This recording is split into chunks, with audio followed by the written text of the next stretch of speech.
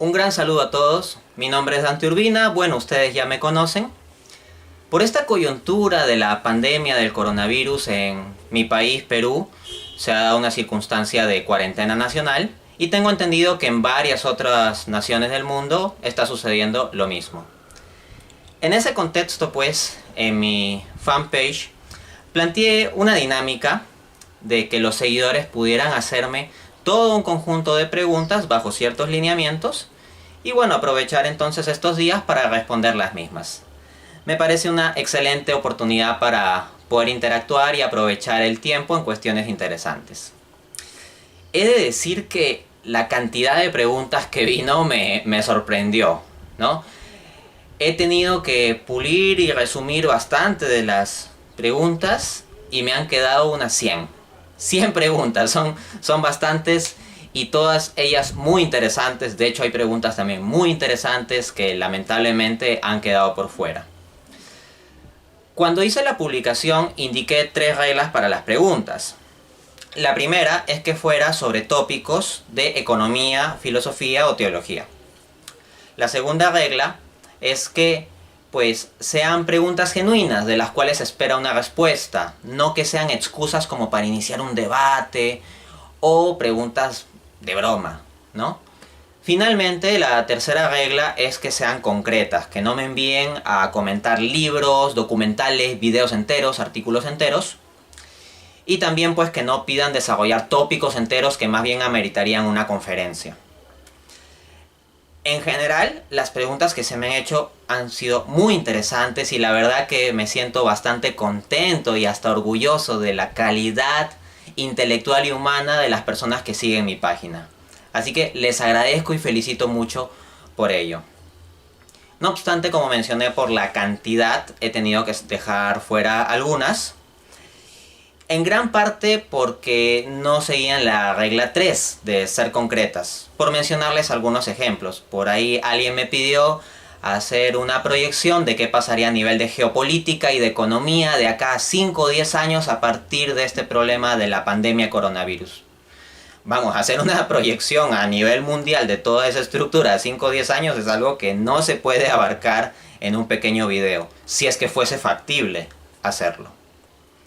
También se me preguntaba, ¿por qué eres católico y no protestante? ¿Cuál es la razón para pensar que las razones para pensar que la Iglesia Católica es la verdadera?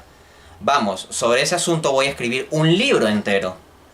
En consecuencia, dar una respuesta breve de la cuestión de todas mis discrepancias con el protestantismo o todos mis argumentos sobre catolicismo, pues sería algo que no se puede abarcar, ¿ok? Alguien más, por ejemplo, me pedía desarrollar una crítica a la macroeconomía. Vamos, la macroeconomía es una rama entera de estudio de la economía y lamentablemente no lo puedo abarcar en una breve respuesta en un video. Entonces el tipo de preguntas que me piden abordar tópicos enteros, alguien más decía, Dante, la cuestión del mal. Vamos, la cuestión del mal da para escribir un libro entero. De hecho, he escrito un capítulo al respecto en mi libro sobre la existencia de Dios, el libro Dios existe de 2016. Pero son temas muy amplios, he tenido que dejarlos por fuera. Varias personas asimismo me han pedido recomendaciones de libros. Basta con que vean mi página web www.danteaurbina.com. Ahí simplemente en el buscador pongan la palabra top y le va a salir mi top 10 de libros de economía, mi top 10 de libros de apologética teísta y mi top 10 de libros de apologética cristiana.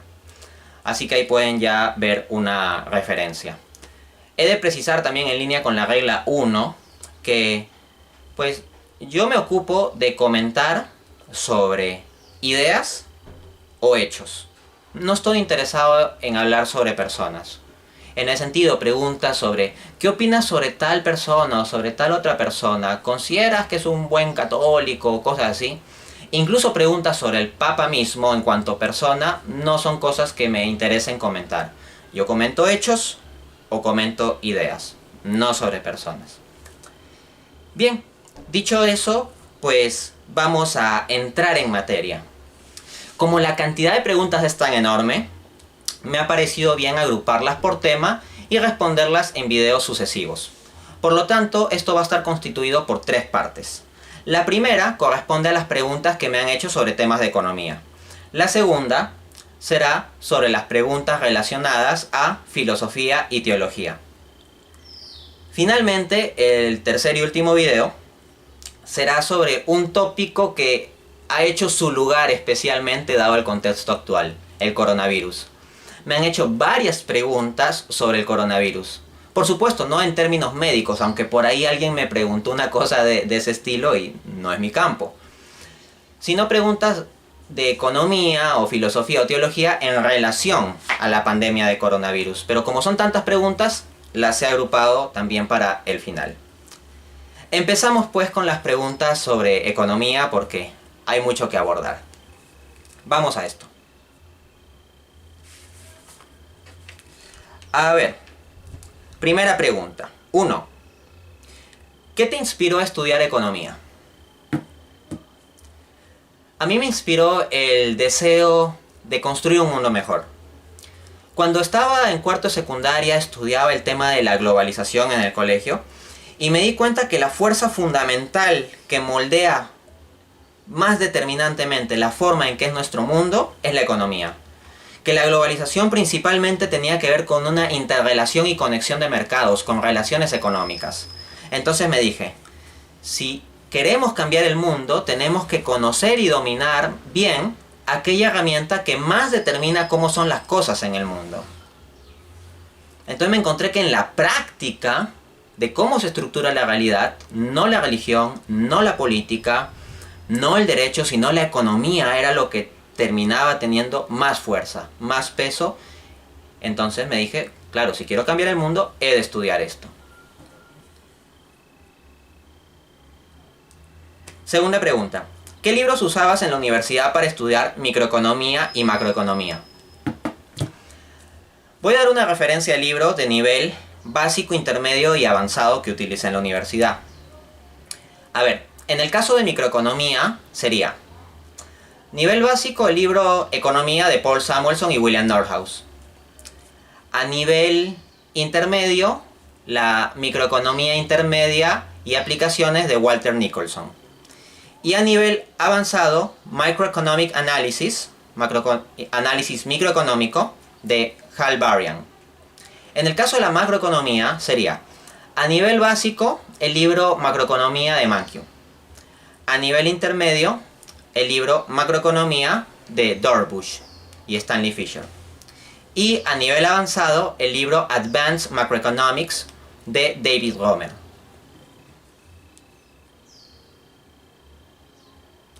3. ¿Te consideras de izquierda o de derecha? Puedo decir lo siguiente.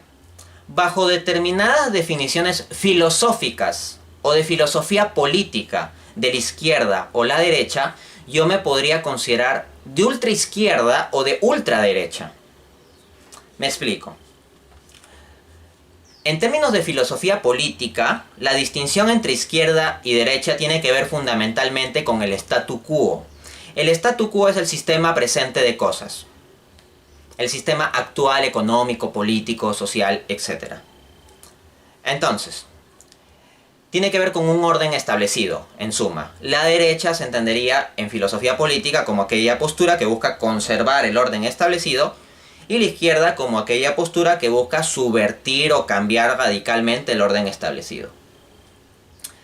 Entonces, depende la cuestión de cómo defines lo que es el orden establecido.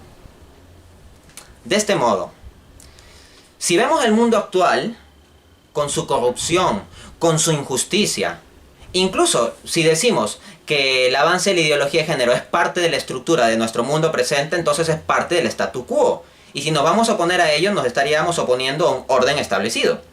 Si partimos de la premisa de que eso también está metido en el orden ya de las cosas, de la cultura y los medios de comunicación y la política y todo eso.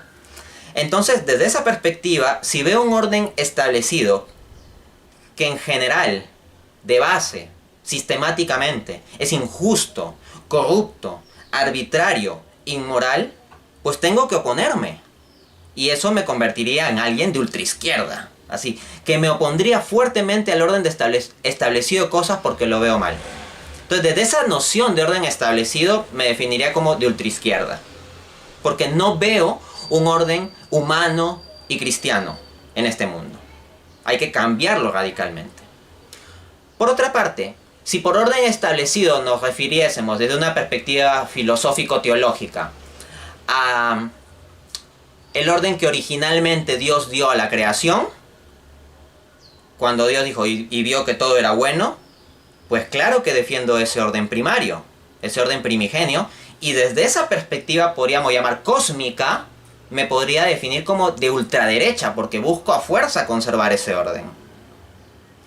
Entonces ya ven cómo desde filosofía política las cosas pueden variar. Pero la mayor parte del tiempo en el debate sobre estas cuestiones la gente no piensa en estas nociones de filosofía política generales, sino piensa en los partidos concretos de derecha que ve en su política de su país y los partidos o movimientos concretos de izquierda que ve. Y sobre eso, en términos de izquierda y derecha política, de la realpolitik que vemos en este mundo, me opongo.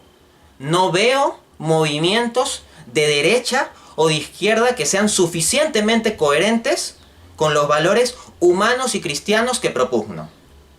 En consecuencia, si bien filosóficamente me podría definir bajo determinadas acepciones como de ultraizquierda o de ultraderecha, en términos de la realpolitik, me tengo que oponer al conjunto de cosas que veo en ambos movimientos. Para más detalles, si alguien quiere ver cuáles son mis cuestionamientos a los movimientos de izquierda o de derecha, tal como funcionan en la práctica, vean en mi página web los artículos Ey tú, hipócrita de izquierda y Ey tú, hipócrita de derecha.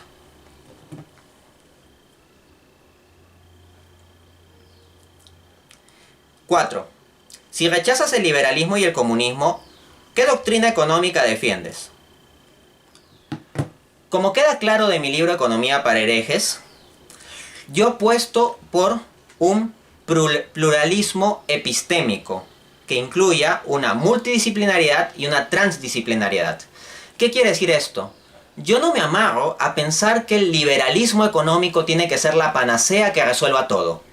Tampoco creo que el socialismo marxista sea la panacea que resuelva todo.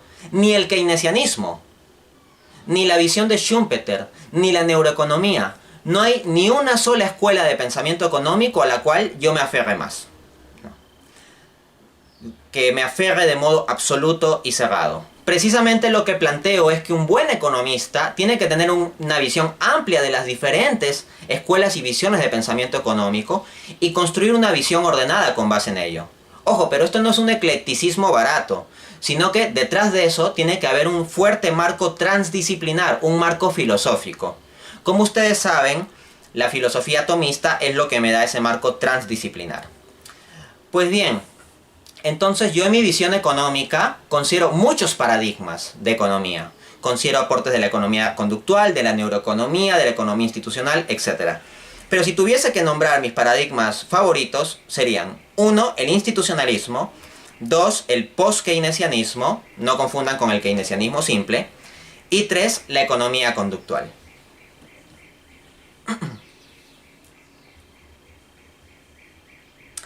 Pregunta 5.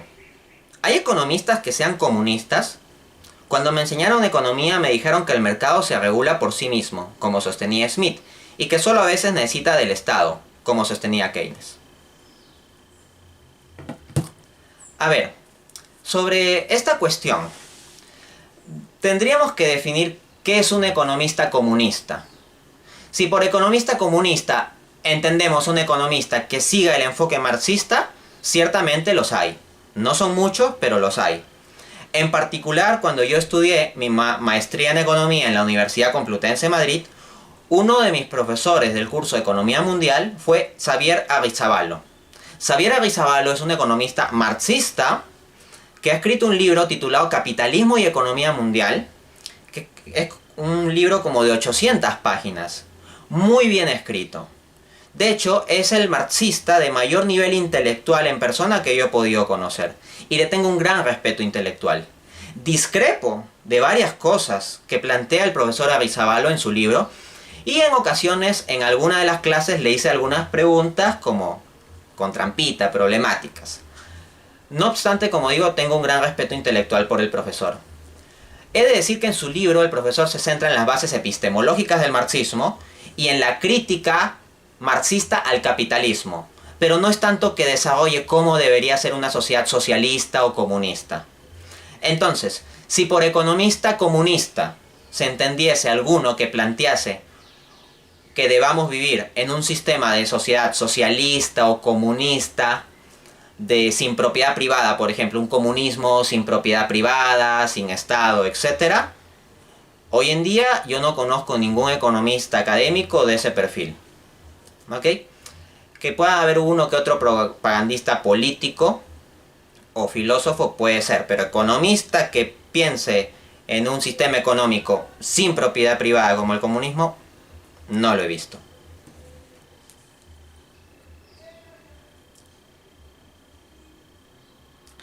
Seis.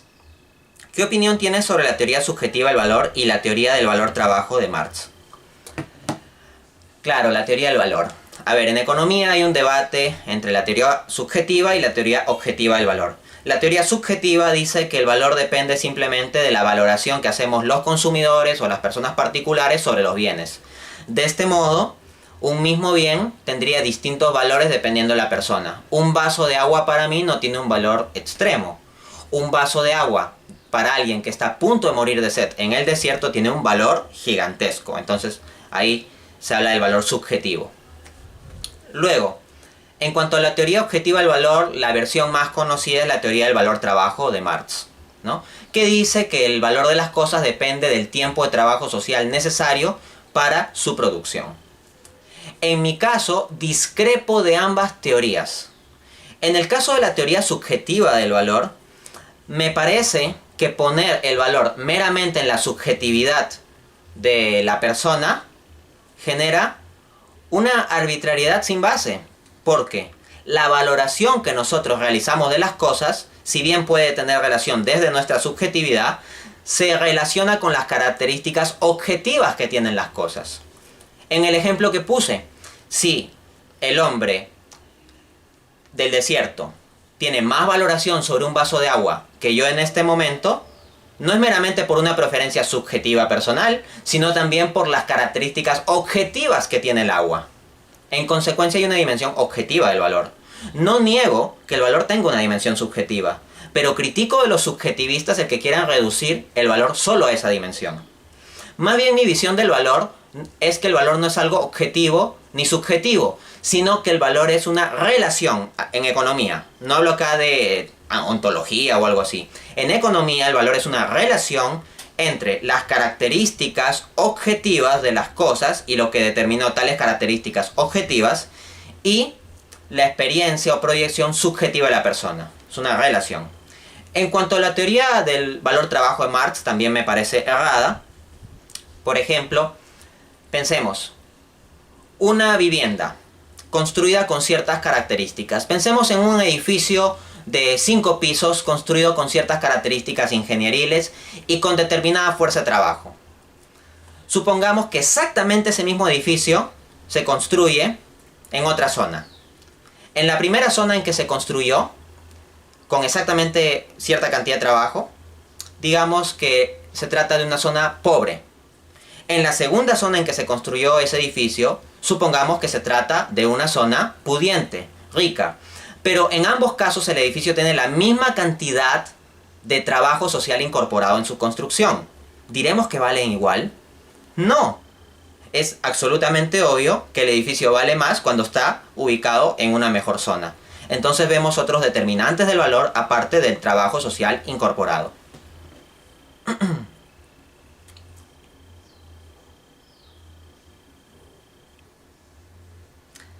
7. ¿Qué país actualmente te parece que tiene el mejor modelo económico? No me decantaría por un país. No diría tal o cual. Porque hablar de modelo económico implica muchos aspectos. Implica instituciones, gestión de recursos, gestión de política fiscal, gestión de política monetaria, promoción de la actividad de los mercados, libertades necesarias de transacción, regulaciones necesarias a las transacciones, etc. Es una cantidad muy amplia de aspectos y no veo un país como que aventaje en todos. Hay que agregar la tecnología también y muchos otros aspectos. Entonces, tenemos que en la gestión tecnológica Alemania es genial. Por otra parte, En términos de política redistributiva, los países nórdicos lo hacen bastante bien.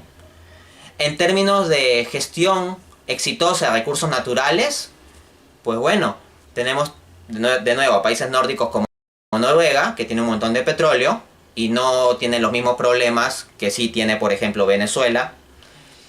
Y tenemos a Australia, con su gestión, Australia y Nueva Zelanda con la gestión de la minería. Entonces yo veo diversos ejemplos. Veo una interesante combinación histórica en el desarrollo entre Estado y mercado en el caso de Singapur. Y así podría seguir. Es decir, veo características positivas en distintos países sobre distintos aspectos, pero no veo ningún país que haya que tomar como el referente absoluto. Creo que hay que tener una visión amplia de las experiencias de desarrollo en los países y a partir de ahí ir aprendiendo cosas para aplicarlos en los nuestros.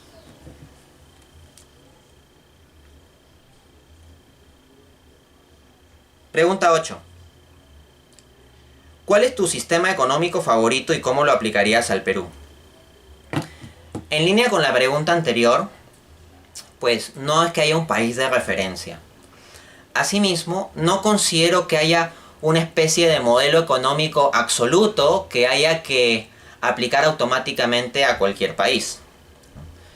Como digo, considero que en economía hay que ser bastante pragmático, porque la economía es un asunto práctico. Si yo me opongo a esos corpus ideológicos doctrinarios simplistas, como el liberalismo que dice, con el libre mercado resolvemos todo, o el socialismo marxista que dice, centralizando las cosas en el Estado, lograremos una sociedad superior al capitalismo, yo discrepo de eso. Precisamente, mi visión pragmática sobre un asunto práctico, sobre como es la economía, me lleva a que no me tenga que cerrar en un modelo específico, sino tener que ver qué características, qué políticas se requieren para el progreso de un país. Si ven la experiencia, por ejemplo, de los tigres del este asiático, países que eran extremadamente pobres a inicio del siglo XX y que ya a finales del siglo XX son países extremadamente competitivos, vemos que ellos fueron muy pragmáticos. No es que se amarraron a una teoría económica cerrada. Yo apuesto, por lo tanto, por el pragmatismo. Y es que la mejor apuesta teórica que uno puede hacer sobre un asunto práctico, en el cual el fenómeno práctico es diverso y cambiante como en la economía, es ser pragmático. Pero ojo, pragmático no desde una visión simplona, lucrativa o inhumana, sino un pragmatismo epistémico desde sólidos fundamentos filosóficos. Pregunta 9. ¿Cuál sería un papel equilibrado entre el sector privado y el estatal? En línea con lo anterior diría que no conozco ni plantearía una fórmula predeterminada de 50% Estado o 50% mercado, o 90% mercado, 10% Estado, no. No plantearía una forma predeterminada por algo que explico precisamente en mi libro Economía para herejes, el teorema Lipstein-Lancaster, o teorema del segundo mejor, que se deja fuera de la enseñanza en las carreras de la economía, pero que es central. En la teoría económica convencional se nos enseña que el absoluto libre mercado es la mejor situación de eficiencia si se cumplen todas las condiciones para que funcione el llamado modelo de competencia perfecta. Sin embargo, en la realidad no se suelen cumplir todas esas condiciones. Entonces se suele pensar que en la medida en que más nos acerquemos al ideal de puro libre mercado, mejor estará la economía. El teorema Lipstein-Lancaster demuestra matemáticamente, desde una modelización de los esquemas neoclásicos, que más liberalización económica no necesariamente es mejor. A veces es mejor, a veces no. El resultado no está predeterminado. Y eso es lo que se ve en la experiencia de los países. Aumentar el peso del Estado en ciertos países no siempre va a ser mejor. Aumentar el libre mercado en ciertos países no siempre va a ser lo mejor. Por lo tanto, uno tiene que tener un estudio cuidadoso de la situación específica de cada país para ver cuál es el mejor equilibrio entre Estado y mercado. Y ese equilibrio debe pensarse como un equilibrio dinámico. No es que tú digas 40% Estado, 60% mercado, y de aquí por los siglos de los siglos, amén, así funcionará esta economía. No, a cada rato hay que estar revisando ese equilibrio, de forma dinámica. Pregunta 10. ¿La emisión monetaria genera inflación? No. Lo que genera inflación en estricto es la emisión monetaria inorgánica. A ver, la economía crece en su producción real. Si la economía crece en su producción real, se requiere una expansión de la cantidad de dinero que sea coherente con la mayor cantidad de bienes a transar. Esa inflación, que se le llama orgánica, cuando está en línea con el crecimiento real de la economía, en principio no debería generar mayor inflación. Pero la emisión inorgánica es cuando se imprime dinero más allá de lo que es coherente con el crecimiento real de la economía. Eso sí genera inflación, como de hecho sucedió en mi país, Perú, a finales de la década de los 80. Pregunta 11. ¿Qué piensa de los libertarios que proponen recorte de gastos públicos para afrontar las crisis? Como ya decía, me parece que tienen una especie de receta ideológica cerrada que quieren aplicar automáticamente a todos los casos. Y el Fondo Monetario Internacional tiene esta enfermedad mental, o sea, ve un problema de crisis y automáticamente a recortar gastos. Y los primeros gastos que se recortan son los gastos sociales, ¿no? Y los libertarios ahí, que a recortar gastos y a reducir el tamaño del Estado. Ojo, no digo que nunca haya que recortar gastos. Hay ciertamente ciertos gastos ineficientes que hay que recortar. Hay cierta organización del Estado que puede ser más grande de la cuenta y que hay que optimizar. Con eso estoy de acuerdo. Pero el problema con los libertarios es que plantean que siempre y necesariamente en todos los casos va a ser positivo recortar el tamaño del Estado. Y eso no. Hay ocasiones en que el tamaño del Estado debe mantenerse en contextos de crisis o incluso aumentar.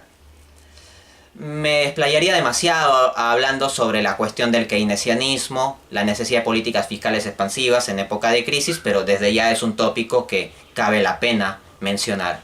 Entonces eso, para mí el problema con los libertarios es que plantean esto como receta única. Yo lo plantearía como receta en algunas circunstancias, examinando previamente la realidad, no desde la ideología sin ver la realidad.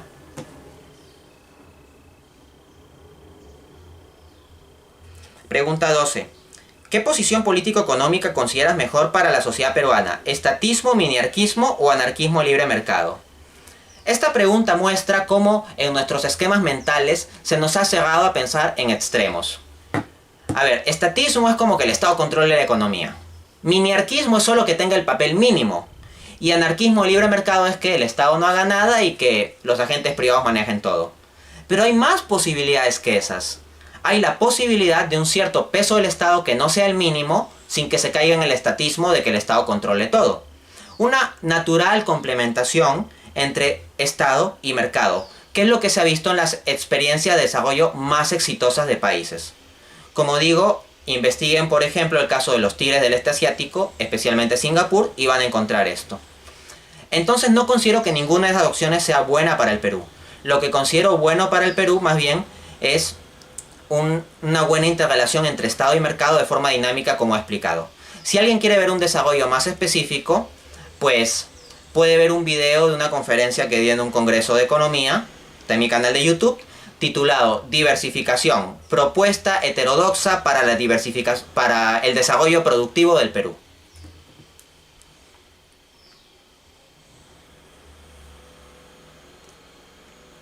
Pregunta 13. ¿Qué piensas sobre la monarquía?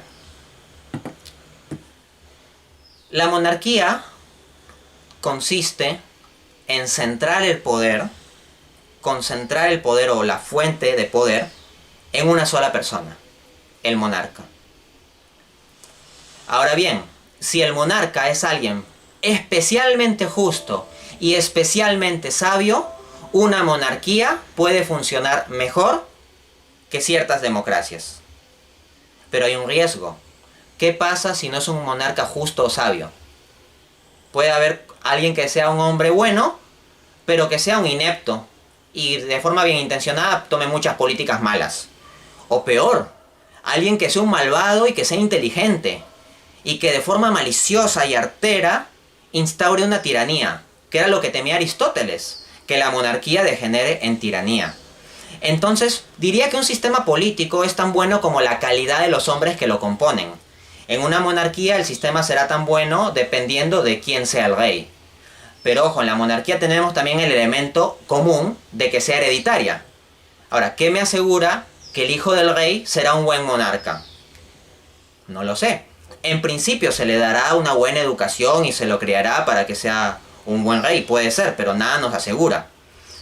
En otras palabras, veo riesgos en la monarquía, pero ojo, también veo riesgos en otros sistemas y en suma, como ya dije, el centro está en quién gobierna, la calidad de personas que gobiernan.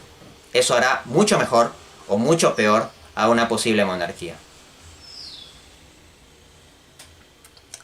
Pregunta 14. ¿Consideras que un Estado democrático es el mejor sistema? Creo que se responde con la pregunta anterior. En ocasiones, un sistema democrático puede ser mejor.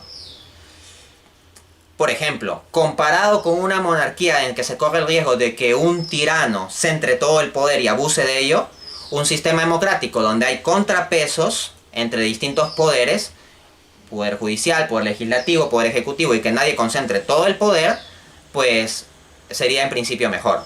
No obstante, decir que la democracia tiene sus riesgos. Por ejemplo, la democracia en teoría se basa en las elecciones de la gente. ¿Pero en qué se basa la elección de la gente? En la información que tiene. ¿Y qué pasa si los medios de comunicación que proveen tal información manipulan la misma? O nos brindan información basura. Y el pueblo asume eso y tiene bajo nivel educativo. Entonces tendríamos un pueblo ignorante, con mala información y de hecho información manipulada. Que ellos con sus decisiones dirijan quién debe estar en el poder, no me da mucha confianza. Asimismo, la independencia de poderes, poder judicial, poder ejecutivo, poder legislativo. Pero ¿qué pasa si detrás de estos tres poderes políticos hay grupos de poder económico que tienen influencia sobre los tres? Entonces no gobiernan realmente los representantes del pueblo, sino los grupos de poder económico que en el fondo pueden estar financiando, coimeando, presionando a los que han sido elegidos a nivel político. En resumen, yo no hago una apuesta ciega por la democracia, sino que veo que la democracia tiene sus peligros. Pero tampoco es que rechace siempre y necesariamente la democracia, porque tiene sus ventajas. Entonces, así como con la economía, ven que no soy un cerrado de pensar solo el liberalismo o solo el estatismo, igual en política tenemos que ser pragmáticos. Pero ojo, acá no hablo, repito, de un pragmatismo inmoral, sino del pragmatismo de la prudencia práctica con valores sólidos. Lo que debe cambiar son nuestros juicios prudenciales sobre las realidades que cambian. Lo que no debe cambiar son nuestros valores y principios.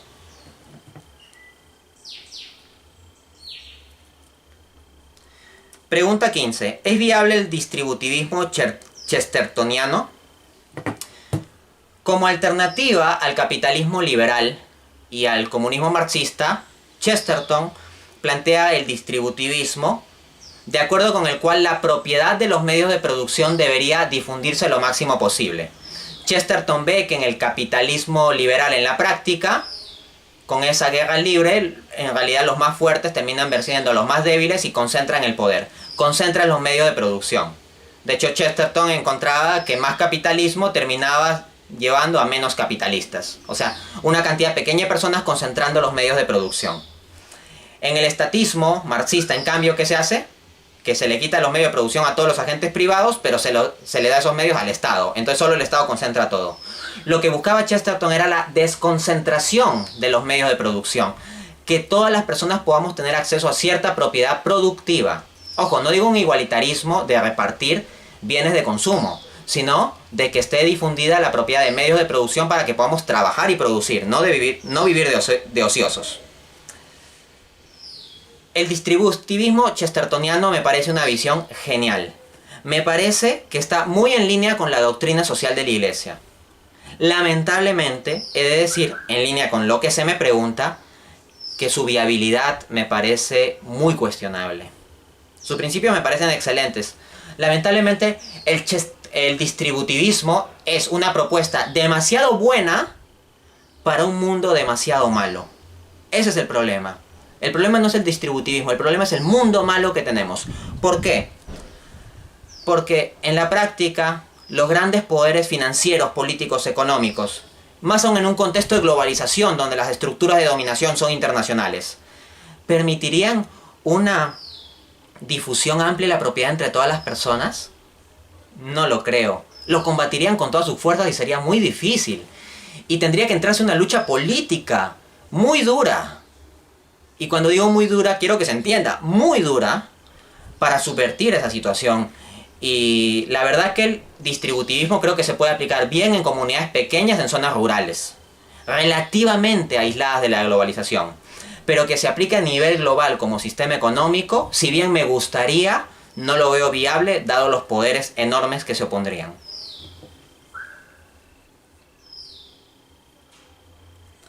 Pregunta 16. ¿Es posible conciliar una antropología atomista con el estudio de las ciencias sociales?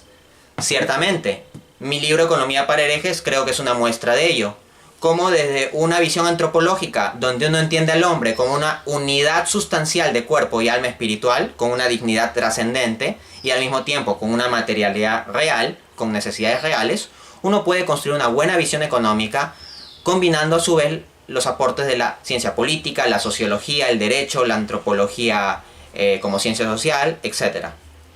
Es factible hacerlo. Por supuesto, esto requerirá oponerse a muchas de las corrientes dominantes que filosóficamente están inspiradas por el pensamiento moderno, que es antitomista. Pero es una tarea por hacer.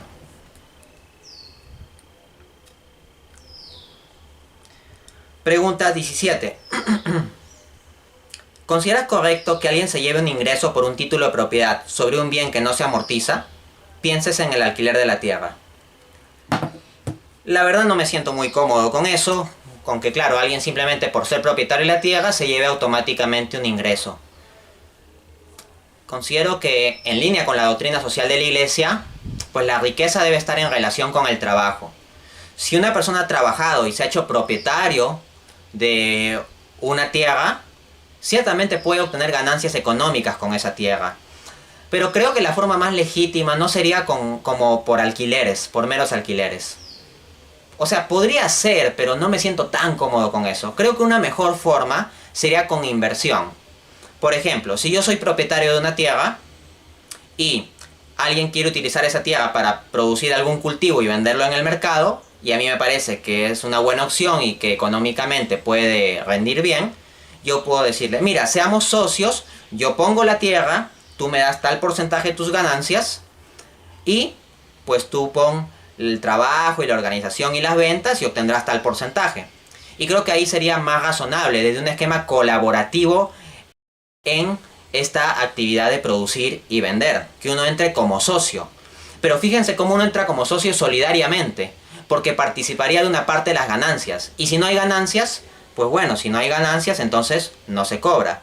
En cambio hay terratenientes que simplemente exprimen y exprimen alquileres fijos a negocios que pueden estar teniendo dificultades. Yo creo más bien ahí que la asociación empresarial es una opción más ética. Pregunta 18. ¿Cómo fue el proceso de beca al que aplicaste para estudiar tu posgrado en la Universidad Complutense de Madrid? Sería largo explicar el proceso. También no creo que sea muy útil. Me explico.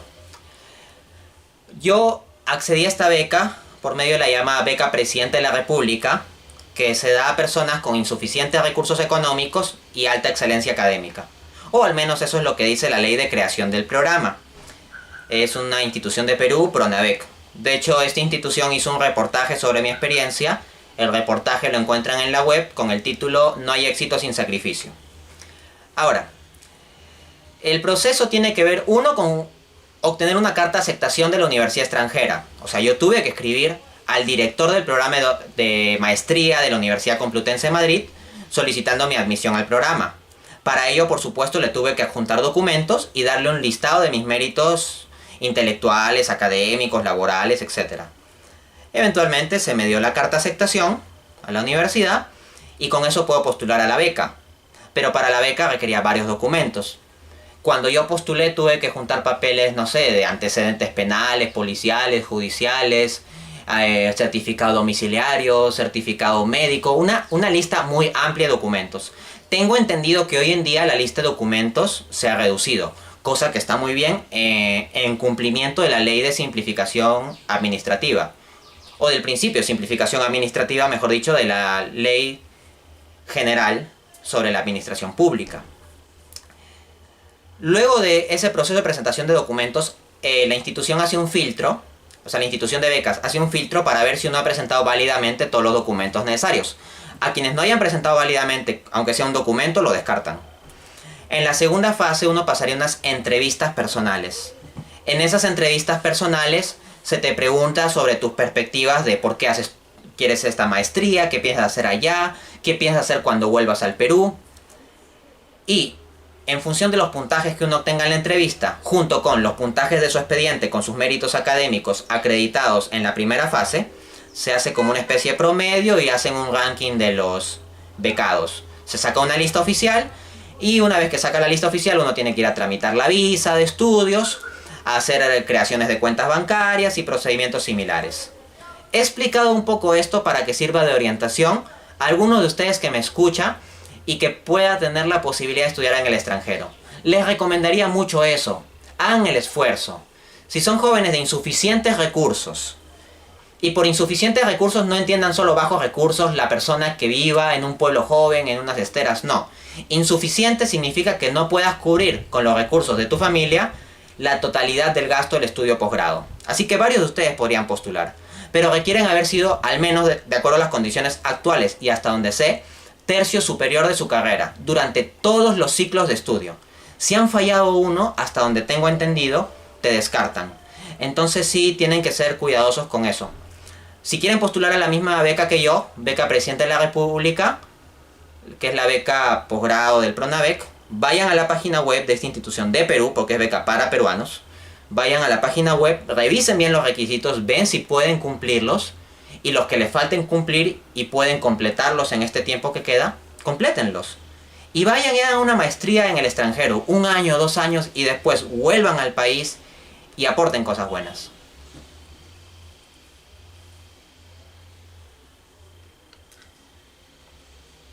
Pregunta 19. ¿Podrías hacer una crítica del Homo economicus? De hecho ya la hice, tengo un paper entero de crítica al Homo economicus. El Homo economicus es la idea central en la teoría económica neoclásica de que el ser humano es un ente individualista, egoísta, calculador que hace un análisis lógico, racional de las opciones que tiene y toma la mejor decisión maximizando su bienestar. Eso, que suena muy razonable en teoría, no se cumple para nada en la práctica. Y en un paper que publiqué junto con el profesor de la Universidad de Granada, amigo mío, Alberto Ruiz Villaverde, en la revista American Journal of Economics and Sociology, indexada en Scopus, realizo una crítica en ese paper, junto con mi coautor, al Homo economicus. El paper se titula A Critical Review of Homo economicus from 5 Approaches. Una revisión crítica del Homo economicus desde 5 perspectivas. De otro lado, si no lees inglés, puedes ver mi crítica al Homo economicus haciendo lo siguiente. www.amazon.com, en el buscador de Amazon pones Dante Urbina, te va a salir la lista de mis libros, haces clic en el libro Economía para herejes y luego haces clic en la imagen de la portada del libro y se va a abrir gratuitamente en el formato Kindle el capítulo 1 completo del libro. Sería el prefacio y el capítulo 1 completo, y en ese capítulo 1 critico al Homo economicus. Lo lees gratis. Ya si después de esa probadita quieres comprar el libro entero, ahí está en Amazon. Tengo que aprovechar para hacer un poquito de publicidad descarada, ¿no? Bueno, sigamos. Hablando de publicidad, pregunta 20. ¿Tu libro Economía para herejes es apto para cualquier persona o hay que tener conocimientos básicos de economía? El término cualquier persona es muy amplio. Lo que yo diría es que mi libro Economía para herejes es apto para cualquier persona que tenga formación universitaria y cierta cultura. Por ejemplo, pensemos en alguien que no haya estudiado economía, sino que haya estudiado ingeniería civil. Pero es un ingeniero civil culto que ve las noticias y que también tiene ciertos intereses intelectuales. No es que se haya metido a fondo en la economía especializada, tal vez nunca ha llevado un curso de economía. Pero aún así, una persona con esas características, formación universitaria y culto, creo que perfectamente puede leer el libro. Estudiantes universitarios de carreras de economía, sociología, derecho, ciencia política, marketing, administración y similares, pueden también leer el libro y entenderlo perfectamente. El libro está escrito en un lenguaje ameno y sencillo. Pero por supuesto se requiere una cierta formación básica, pero no diría que nada especializado. Pregunta 21. ¿El magisterio de la Iglesia apoya alguna de las 10 teorías económicas que criticas en tu libro Economía para herejes? Respuesta: no. El magisterio de la Iglesia en primera instancia no se encarga de hacer teoría económica, sino de establecer principios éticos. En la dilucidación de esos principios éticos en la práctica, ciertamente se expresan ciertas visiones, y ninguna de ellas está cerrada en apoyar alguna de las visiones que critico en mi libro Economía para herejes. Por poner un ejemplo, en Economía para herejes se habla del mito del libre mercado o de la eficiencia de los mercados. Claro, el capítulo 6 es el mito de la eficiencia de los mercados. O el capítulo 8, el mito de la no intervención del Estado. Si ustedes leen la encíclica Centesimus Annus de Juan Pablo II, pues van a encontrar que él realiza críticas a lo que podría ser un mercado desregulado y al mismo tiempo plantea que debe haber un cierto papel del Estado. Juan Pablo II rechaza el estatismo, pero sí plantea que debe haber un cierto papel. Entonces podría decir que no hay nada en mi libro no hay nada que yo esté pues dentro de las críticas de mi libro Economía para herejes y que al mismo tiempo choque con lo que dice la doctrina social de la Iglesia. Hay armonía entre ambas visiones, más aún porque se sabe que filosóficamente mi pensamiento es cristiano. Bueno, vamos llegando al final de la sección de economía. A ver, 22. ¿Cuáles son los problemas de denominarse cristiano y libertario a la vez? Esto daría lugar a una conferencia entera. Son muchos los problemas de denominarse cristiano y libertario. Yo ya di una conferencia titulada La doctrina social de la Iglesia contra el liberalismo. No obstante, en esa conferencia me centro en los documentos que son las llamadas encíclicas, documentos papales, dilucidando cuestiones económicas y sociales. Pero también hay cristianos no católicos, como los protestantes, para los cuales esas fuentes de magisterio católico no son vinculantes. Desde esa perspectiva, pues a futuro, podría ser una conferencia de cómo los principios bíblicos entran en contradicción con el liberalismo económico que sostienen los libertarios. Entonces sería un tema futuro. Por lo pronto diría lo siguiente en términos generales para no meterme a discusiones bíblicas específicas. El principio central y máximo que propugnan los libertarios es la libertad. El principio central y máximo que propugnamos los cristianos es el amor. Y no es lo mismo. No es lo mismo propugnar la libertad de por sí que propugnar el amor entendido como amor de caridad, como virtud teologal. Alguien dirá, oye Dante, pero el amor tiene que ser un acto libre. Sí, pero esto significa que el valor de la libertad está subordinado a la realización en acto en el amor. Y si alguien me dice, no, pues es que el amor requiere como precondición la libertad, le diré, también el pecado requiere como precondición la libertad. Todo pecado para ser tal es un acto libre. Así que ojo, la libertad de por sí me da lugar en como potencia actos virtuosos como el de la caridad cristiana o actos viciosos como el pecado. Así que una defensa de la libertad como principio en sí mismo, yo lo veo problemático. Se hace una defensa absoluta del libre mercado, que no puede haber regulaciones sobre el mercado. Pero vamos, ciertamente en el mercado existen cosas que contravienen seriamente valores cristianos. Y lo mismo en la actuación social. Agustín Laje, hace no mucho, ha hablado del derecho a blasfemar. Y eso le ha chocado a algunos cristianos. Cuánto quisiera que le hubiera chocado a todos los cristianos. Pero hay algunos que están más aferrados, creo, a lo que dice Agustín Laje que a lo que dice genuinamente las Escrituras. Bueno, pero eso de el derecho a blasfemar nos muestra de que una perspectiva libertaria a fondo no va a ser compatible con un cristianismo a fondo. Otro replicará, oye, pero Cristo dijo que venía a traernos libertad, que Él vino para que seamos libres. Sí, pero distingamos cómo es que los libertarios entienden la libertad.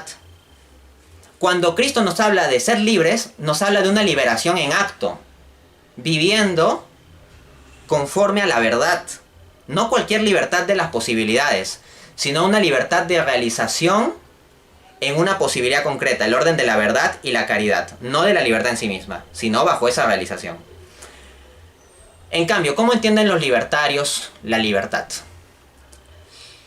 Quienes estén informados sabrán que hay un concepto de libertad positiva y libertad negativa, y que lo que defienden los libertarios es el concepto de libertad negativa. El concepto de libertad positiva está más en línea con la libertad de la que habla Jesús, y la verdad os hará libres. Pero eso no es la verdad que defienden los libertarios en su ideología, sino la libertad negativa entendida como no coacción, que nadie nos coaccione externamente hacia un curso de acción, que el Estado no se meta, en suma. Si quieren profundizar sobre esta distinción entre libertad positiva y libertad negativa, vean la conferencia Dos conceptos de libertad del teórico Isaiah Berlin, ¿ya? Y van a ver que el concepto de libertad negativa que defienden los liberales no tiene que ver con la libertad cristiana. No es la misma. Puede relacionarse. Por supuesto, un cristiano para llegar a la libertad positiva tiene que tener la libertad de no coacción. Eso no lo niego. Pero la libertad de no coacción, la libertad negativa por sí misma es solo una posibilidad, no un valor. Es una posibilidad, una precondición que tiene su lugar y es valiosa en su contexto relativo, pero no como un valor absoluto. Pregunta 23. ¿Cuál es la relación entre la economía heterodoxa, especialmente el institucionalismo, y la doctrina social de la Iglesia? Bueno, he de decir que economía heterodoxa no es un corpus unitario, sino una visión que agrupa todo un conjunto de perspectivas de economía que discrepan de la teoría neoclásica. En ese sentido, en la economía heterodoxa tenemos la economía conductual, la economía institucionalista, la economía schumpeteriana y muchas visiones.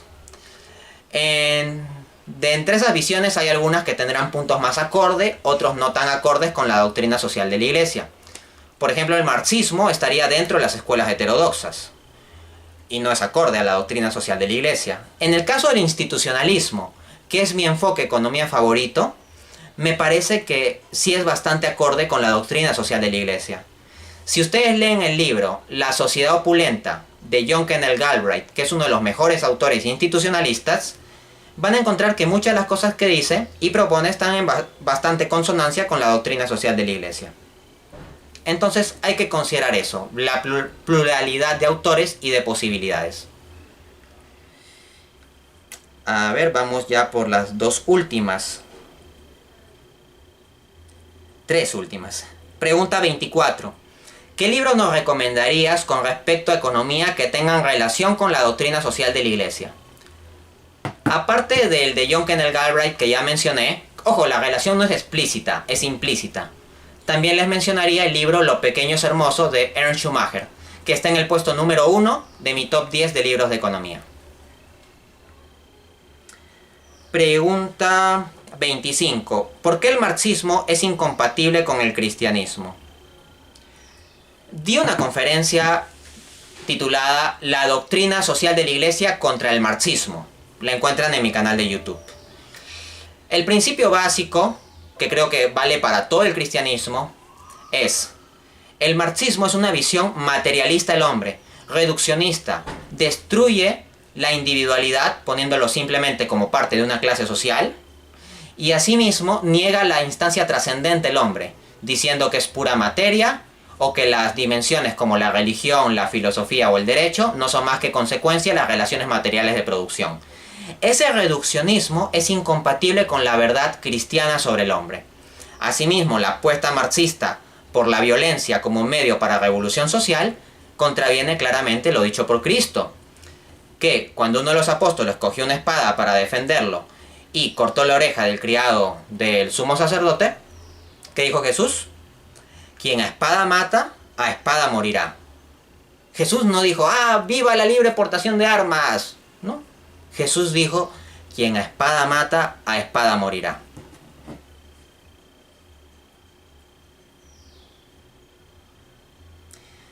La última, 26. ¿En qué campo puedo servir a Dios si es que estudio economía? Estamos llamados a servir a Dios en absolutamente todo. En la medida en que los economistas, los abogados, los políticos, los educadores, etc., no sirven a Dios, es que tenemos ese mundo anticristiano ante el cual tanta oposición hay que hacer. si queremos ser auténticos cristianos. ¿Cómo servir a Dios desde la economía? 1. Conociendo la doctrina social de la Iglesia, para defender una visión de la economía que sea acorde con los principios éticos de la Biblia y de la tradición. Asimismo, hay que tratar de propugnar aquellas medidas económicas que sean justas, legítimas y eficientes también. Ojo, no bastan las buenas intenciones, hay que ser inteligente para plantear medidas eficientes, porque con buenas intenciones también a veces se formulan mal políticas económicas o programas sociales y terminamos generando externalidades negativas. Un economista auténticamente cristiano tiene que estudiar muy bien su economía, hacerlo con excelencia, y que tenga una cabeza fría para pensar bien sobre las cosas de la economía, sin estar cerrado en ideologías extremas como que puro libre mercado o puro Estado va a solucionar todo. No. Una mente pragmática y fría, pero con un corazón ardiente por ayudar a las personas, especialmente a los más pobres. Entonces uno trabajando como educador, como conferencista, como investigador, como gestor de política económica en un ministerio, la política fiscal o la política monetaria, o trabajando en la formulación o creación o mejora de programas sociales, uno puede hacer mucho por el prójimo. Y eso es hacer algo por Cristo. Y especialmente centrarnos en los más pobres y las personas que sufren injusticias. Ya lo decía Jesús en Mateo 25. Cada vez que hicieres esto por mí, por los más pequeños, por mí lo hacéis. En la medida en que como economistas hagamos más y mejores cosas por las personas más vulnerables de nuestra sociedad, las estaremos haciendo por Cristo. Y bueno, nos vemos entonces en el siguiente video en que abordaré las varias preguntas que me han hecho sobre filosofía y teología. Ahí nos vemos.